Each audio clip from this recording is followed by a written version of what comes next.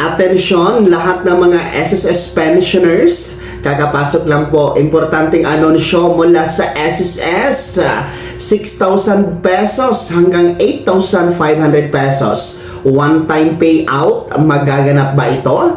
Pag-uusapan natin dito sa video. Hold up.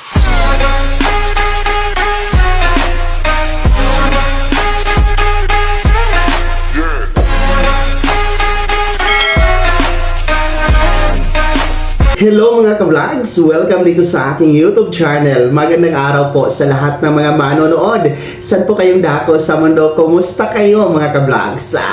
Eto ha, makinig kayo mga pensyonado ng SSS. Kakapasok lang po, mahalagang abiso at anunsyo ng SSS. 6,000 pesos hanggang 8,500 pesos. One-time payout ibibigay sa mga nakakatanda.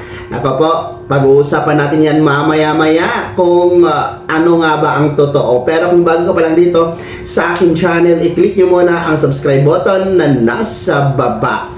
So bago tayo magpapatuloy, nais ko lang pong i-shout out ang ating mga masugid na tagapanood, ang ating mga ka-vlogs na walang sawang nanonood dito sa ating YouTube channel.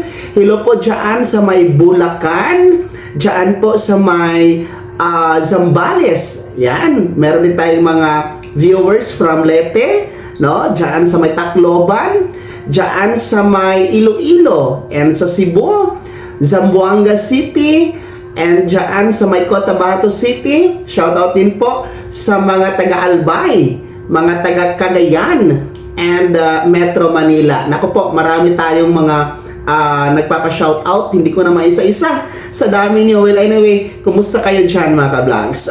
So eto, balik tayo mga ka-vlogs dito sa ating topic, dahil ang SSS po sa pamamagitan ng kanilang official Facebook page ay naglabas po ng anunsyo at abiso para sa lahat ng mga SSS pensioners at ating mga nakakatanda na rin po. Dahil meron po ngayong nagsasabi at kumakalat na videos dito sa YouTube at sa iba pang artikulo, mga website, na di umano mayroong one-time payout na magaganap para sa mga SSS pensioners at mga nakakatanda, at yan ay nagkakahalaga ng 6,000 pesos hanggang 8,500 pesos.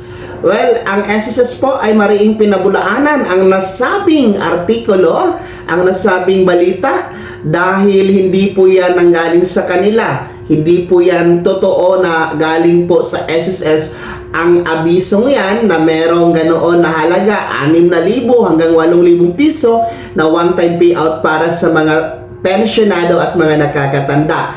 So, yan po ay maliwanag na fake news. Yan po ay maliwanag na maling artikulo, maling balita, maling impormasyon. Kaya nga po ang SSS nagbabala po, nagbibigay po ng warning, ng babala sa ating mga nakakatanda na huwag basta-basta ibigay ang inyong mga personal information, kung kayo po ay hinihingan ng mga personal details para po kayo maka-pay out sa nasabing halaga. So ang SSS kailanman hindi po maghihingi ng personal na detalye sa inyo, dahil kung kailangan nyo naman po ng update sa inyong personal details, maaari naman po kayong mag-update niyan, kayo mismo gamit ang inyong my.sss account. So, ganun lang po yun mga ka-vlogs. At saka wala pong ganun na halaga na 6,000 piso hanggang 8,000 piso na ipamamahagi, ipipay out na SSS para sa inyo.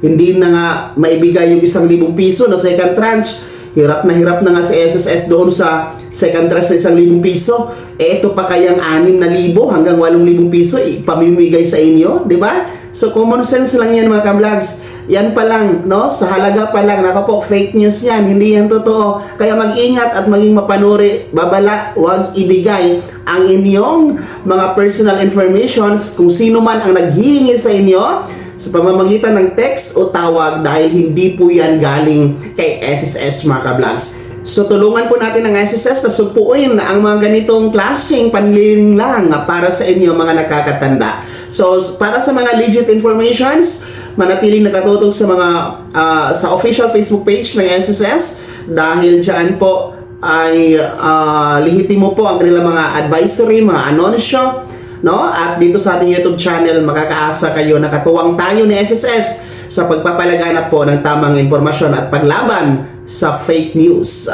Kaya naman mga SSS pensioners, mga nakakatanda, ano pa yung komento at reaction sa balitang ito?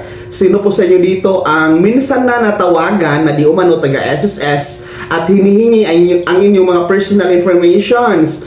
Pangalawa, sino sa inyo dito ang nakabasa sa nasabing artikulo na di umano merong 6,000 hanggang 8,000 piso na one-time payout para sa inyo? Ibahagi niyo po sa comment section na nasa baba, pakilakip ng buong pangalan at kung taga saan kayo.